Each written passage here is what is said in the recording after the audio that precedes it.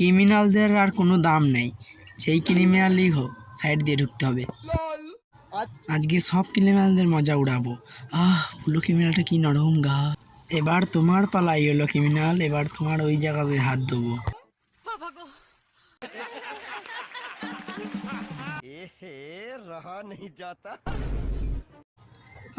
আমার আঙুল কেটে দিল, আমি আর ফ্রি ফায়ার খেলতে পারবো না। ধর শালিকে।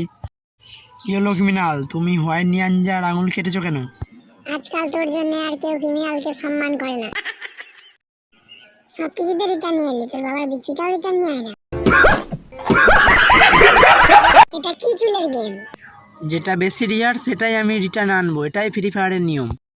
তোর হিসাবে চললে তো কদিন পর ললিমোটো ব্যাগ চলে আসবে। কি হলো ক্রিমিনাল, ফ্রি ফায়ারের ব্যাপারে আরেকটা উল্টোপাল্টা কথা বলবি না।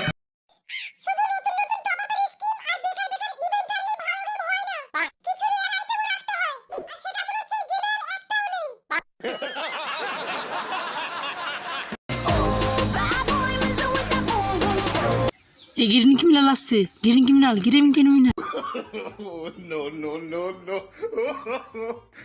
আমাকে বড় বাঁশ দিলি, রেডটাকেও দিলি, এবার ললিমোটের পেছনে পড়ে আছিস।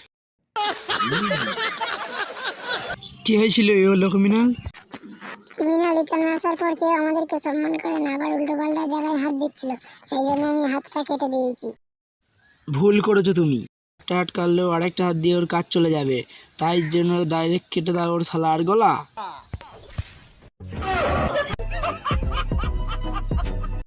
সেদিন আমি রেল লাইনে বসে বসে ফ্রি ফায়ার খেলছিলাম, তারপর হঠাৎ সামনে থেকে ট্রেন চলে এলো।